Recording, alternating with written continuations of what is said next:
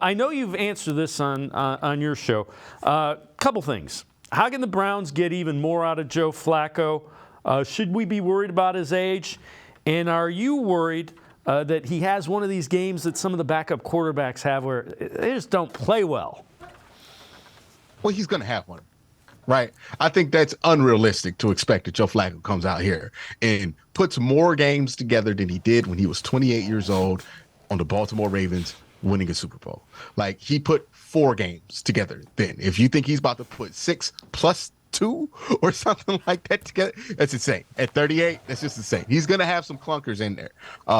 And I think it should be expected that he's going to have some clunkers in there. I think Tyvis Powell did a great job of bringing this up where he said, hey, man, teams are going to adjust to what you do after those first couple of weeks, and they're going to figure out who you are in this offense. Now, the benefit that Joe Flacco has is that's happened time and time again on him, but they're going to clunker down on whatever they feel like he's finding. They're probably not going to have as many coverage busts as they've had the last few weeks, and teams aren't going to go in sleeping on Joe Flacco like I feel like they have the last couple of weeks. So you're going to get more of a intent purpose. And then also you look at some of the cornerbacks that Joe Flacco is playing in these upcoming weeks, right? Jalen Johnson, one of the best corners in the NFL for the Chicago Bears, is this week. And then you move on to next week. You play the Houston Texans. I don't know if you know about this, but Derek Stingley's been balling lately. And then you have Sauce Gardner in New York, and Jordan Battle, Cam Taylor-Britt, and those corners in Cincinnati have been no joke either.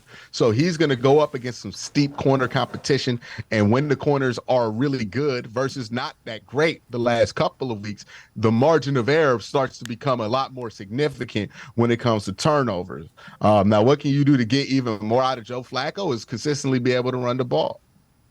If you can run the ball, get 5 yards on first down, he's going to be able to hold the ball longer, and you're going to have a higher margin of victory. But part of the reason you've not been able to have a large margin of victory or maintain some of these close games that you had over the last few weeks because you can't run the ball.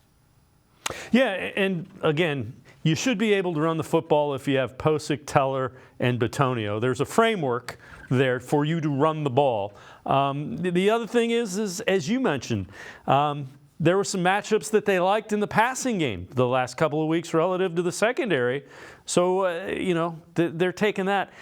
The one advantage Joe Flacco has over your average backup quarterback, he has seen enough that he should be able to go to his second and third reads. So that gives you a little bit of hope.